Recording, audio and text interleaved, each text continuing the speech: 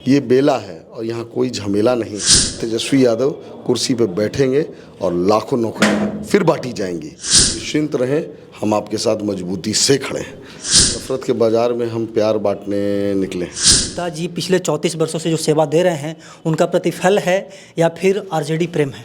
हवा जो मंद मंद बहे तो बड़ा अच्छा लगता है, और अगर रफ्तार पकड़ ले तो आंधी और तूफान का रूप ले लेता है। जो सरकार निकम्मी है वो सरकार बदलनी है। सरकार के विपक्ष में चुनाव लड़ना, आप सरकार के खिलाफ चुनाव लड़ रहे हैं, कितना कठिन है, कैसे इसको देख रहे हैं पूरे चुनाव को?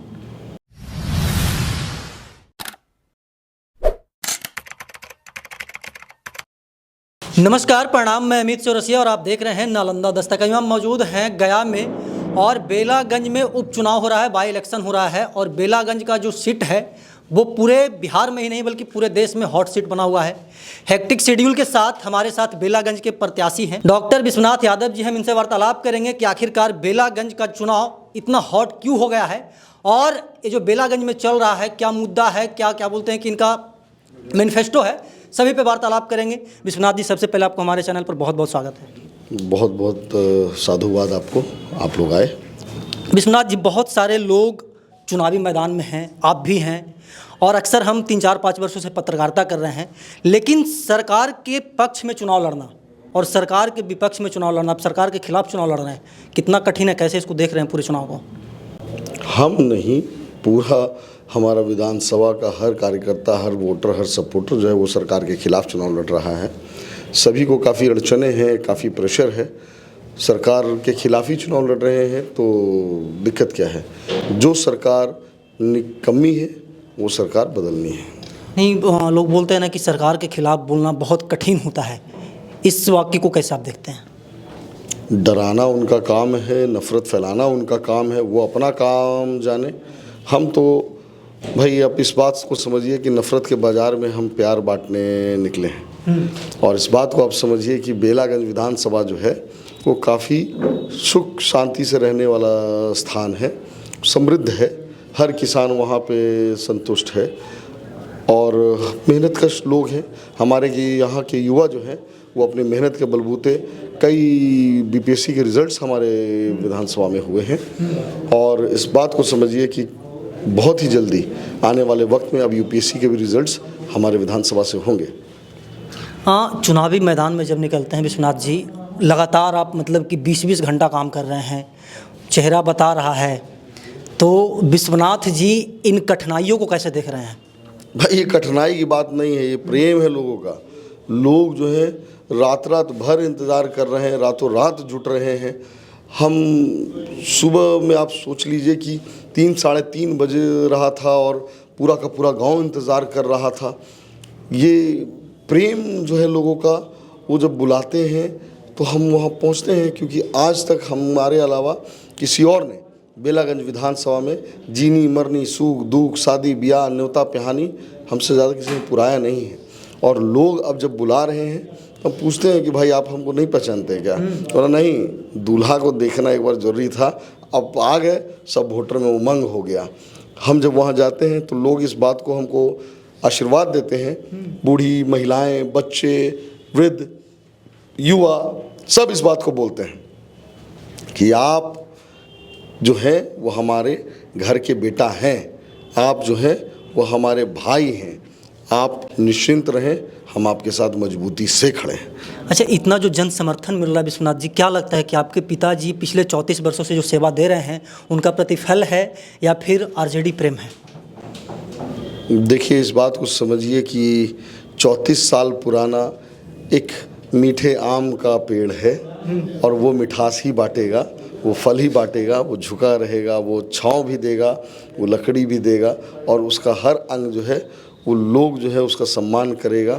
और आम की लकड़ी जो होती है उससे पूजा होता है, आम का जो पत्ता है उसका पूजा होता है, आम जो फल है उसकी पूजा की जाती है, वो देवताओं के चरण में प्रसाद के रूप में चढ़ाया जाता है। हम उसी पेड़ के एक अंश हैं और इस बात को समझिए कि लोग जो प्रेम मान सम्मान दे रहे हैं इसके हम ऋणी हैं, हम कभी वो कर्ज को उतार नहीं सकते हैं। हाँ, चुनावी मैदान में जब उतरते होंगे विश्वनाथ जी, तो आपके मैनिफेस्टो क्या है और लोग अपना मुद्दा क्या बताते हैं, क्या मुद्दा लेकर के जा रहे हैं जनता के बीच? देखिए, किसी का घर एक ही बार में दुतल्ला नहीं हो जाता है। जैसे जैसे पैसा होता है वैसे वैसे विकास होता है। हमारा भी उसी तरह से है। सारा जो मद आता है हम उसका इस्तेमाल करते हैं और एक ही जगह पे सारे कार्य नहीं हो पाते हैं। जो कार्य छूट गए हैं वो कार्य आगे पूरे कर दिए जाएंगे। और इस बात को समझिए कि लोग जो हैं वो कई ऐसे गांव हैं जहाँ लोग बोलते हैं हमको कुछ नहीं चाहिए, हमको आप चाहिए। आप जब आ जाइएगा तो बाकी जो बचा काज है तभी हो जाएगा। ये प्रेम। हाँ, 2-3 प्रमुख पार्टियां हैं जो कि चुनाव लड़ रही हैं, और अभी आप इंटरव्यू में बोल रहे थे कि 1-2 पार्टियां हैं जो चुनाव हरवाने के लिए आए हैं। तो जो चुनाव हरवाने के लिए आए हैं उनको क्या कहना चाहेंगे? वो मोहब्बत की बाज़ार में नफ़रत बेच रहे हैं और हम नफ़रत की बाज़ार में हम प्यार बांट रहे हैं। इस बात को समझें। वो आए, अतिथि देवो भव, सबका स्वागत है। लेकिन वो बाहर से आए हैं। मैं तो यहीं का था, यहीं का हूँ और यहीं रहूँगा।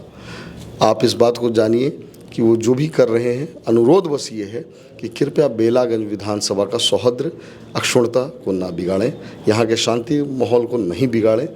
ये बेला है और यहाँ कोई झमेला नहीं है। यहाँ लोगों के बीच में प्यार है, विश्वास है। आप कई ऐसा जगह देख लीजिएगा जहाँ पे हिंदू मुस्लिम समुदाय के लोग जो हैं वो एक साथ रहते हैं। गंगा जमुना तहजीब हमारे बेलागंज विधानसभा में आपको सब जगह मिल जाएगी और कहीं कोई परेशानी नहीं मिलेगी। लेकिन चलिए, मजबूती से सब चुनाव लड़िए।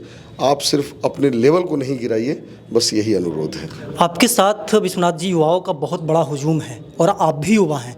युवाओं के दर्द को कैसे देखते हैं, और अगर चुनाव जीतते हैं विश्वनाथ जी तो युवाओं के लिए क्या काम करेंगे, क्या प्राथमिकता होगी? युवा को उल्टा करिए तो क्या बनता है? वायु यानी कि हवा जो मंद मंद बहे तो बड़ा अच्छा लगता है, और अगर रफ्तार पकड़ ले तो आंधी और तूफान का रूप ले लेता है, जो किसी को बहा सकता है और किसी को उड़ा सकता है। इस बात को समझिएगा कि एक जेपी आंदोलन आया था हमारे देश में, वो सिर्फ और सिर्फ युवाओं का लाया हुआ दौर था। वही वक्त वापस आ रहा है। आप जैसा शिक्षित व्यक्ति आज पत्रकारिता क्यों कर रहा है? आप जैसा शिक्षित व्यक्ति किसी पद पे विराजमान क्यों नहीं है? क्योंकि तेजस्वी यादव अभी कुर्सी पे विराजमान नहीं है।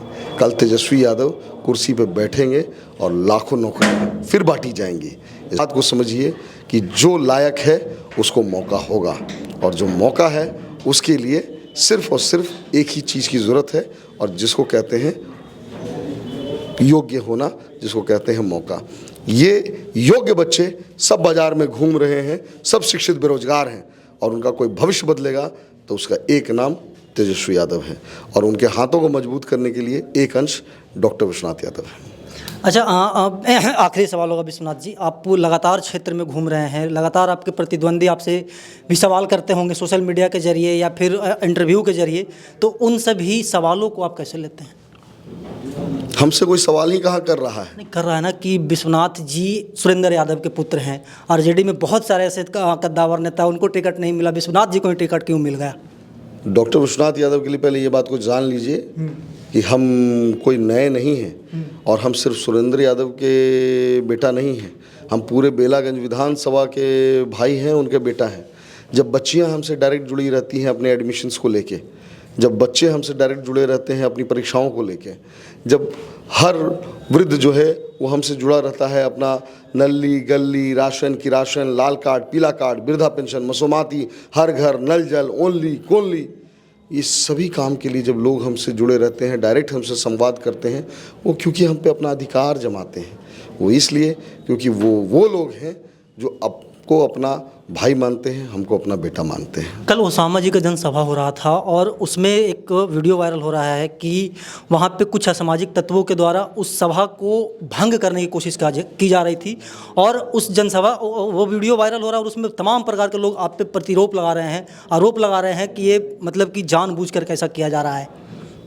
देखिए, हमने तो पहले ही कहा कि ये प्रेम के बाज़ार में नफ़रत बेचने आए हैं। होशियार हो जाओ, क्योंकि ये माहौल बिगाड़ने आए हैं। हमारे यहाँ बेलागंज विधानसभा में बहुत ही शांति और सौहार्द का माहौल है। हमारे यहाँ कभी कोई प्रॉब्लम ना हुई है, ना कभी कोई प्रॉब्लम होगा। ये लोग ये जो कोशिश कर रहे हैं, मैं लोगों को समझा दूं कि चेत जाइए, ये लोग आपका भला करने नहीं आए हैं। ये वही लोग हैं जो सिर्फ और सिर्फ बिगाड़ने आए हैं। आप अपने तमाम वोटर को, अपने तमाम मतदाता को क्या संदेश देना चाहेंगे? और एक गंभीर सवाल कि बहुत सारे जो आपके चाहने वाले हैं, जो बहुत सारे हमारे दर्शक हैं, वो कमेंट बॉक्स में ये कमेंट कर रहे हैं कि हम लोगों को धमकाया जा रहा है, हम लोगों को सताया जा रहा है, हम लोगों को डराया जा रहा है कि किसी विशेष पार्टी को वोट ना दे, किसी विशेष वंशवाद के पक्ष में वोट ना दे। उनको क्या कहना चाहेंगे? देखिए, इस बात को समझिए कि हम सरकार के खिलाफ चुनाव लड़ रहे हैं और ये अमकी धमकी, ये कोशिश, मारपीट, ये जो माहौल बिगाड़ने की साजिश जो है वो कामयाब नहीं हो पाएंगे। जनता उसकी जवाब देगी और मजबूती से जवाब देगी। आप भी होशियार रहिएगा। हमारा इंटरव्यू अगर फेवर में चले और लोगों को पसंद आएगा तो शायद आपके साथ भी कोई दुर्घटना घट सकती है। हमारे मित्र के साथ हुआ था पिछले महीने ही, आपको भी पता है, मोबाइल वगैरह छीन लिया गया था। मोबाइल छीना गया है। अभी एक और बच्चा था, पता चला कि उसके साथ उसका सर फोड़ दिया गया है। जो लोग हैं इनके साथ जो ये कृत्य किया जा रहा है ये बर्दाश्त के काबिल नहीं है। चलिए, हमारे साथ अभी विश्वनाथ यादव हैं जो कि हमारे हर एक सवाल का प्रमुखता से जवाब दे रहे हैं और इनको क्षेत्र में निकलना है, उसके बावजूद भी नालंदा दस्तक के लिए समय निकालें, उसके लिए बहुत बहुत धन्यवाद विश्वनाथ जी। बाकी आप विश्वनाथ जी के बारे में क्या सोचते हैं कमेंट बॉक्स में बताइएगा। हम ऐसे ही देश दुनिया की तमाम छोटी बड़ी खबरों से आपको रूबरू करवाते रहते हैं और आगे भी करवाते रहेंगे। तब तक के लिए बने रहे हमारे साथ और देखते रहें नालंदा दस्तक।